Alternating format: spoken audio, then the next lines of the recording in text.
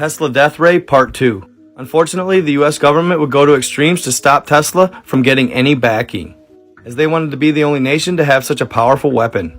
So over the next few years, Tesla's labs were continuously raided, but they never got their hands on the blueprints for the Death Ray. This led many to believe that it was just an idea manifested in Tesla's head, that it never came to fruition. But all speculation would be put to rest on his 78th birthday when he announced his invention, when a reporter at the gathering would ask him exactly how far along his experiment was. To which Tesla would reply, "But it is not an experiment. I have built, demonstrated, and used it. Only a little time will pass before I can give it to the world." But his critics would say, how is this possible? How could he possibly test such a powerful weapon without the world knowing? This brings us to the meteor. What many don't know is Tesla actually started working on the Teleforce in the late 1800s.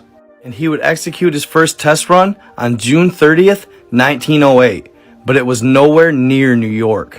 It actually took place thousands of miles away in Siberian Russia, in a remote forest near Port Kamenaya, Tunguska River. This is where an unexplained force caused a massive explosion. The said explosion flattened over 500,000 acres, or 2,000 square kilometers of forest.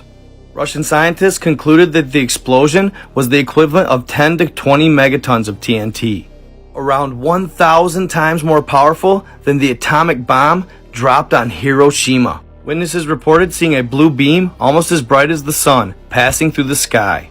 They'd explain a bright flash and a loud explosion followed it. After a lengthy study, Russian scientists concluded that it was an asteroid impact. But how could an asteroid impact take place where there was virtually no crater? Due to this fact, they would decide it must have exploded above ground. What they didn't know, that there was another side to this story.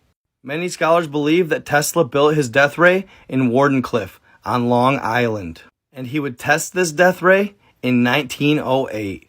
According to his calculations, he was supposed to hit somewhere in the Arctic, but he missed his destination, overshooting it by thousands of miles. Instead, his beam would make contact in the Siberian forest near the Tunguska River. After hearing about this event, Tesla was thankful that nobody was hurt, but he determined the weapon was too dangerous, so he dismantled it, eventually coming back to it. And still 100 years later, no trees.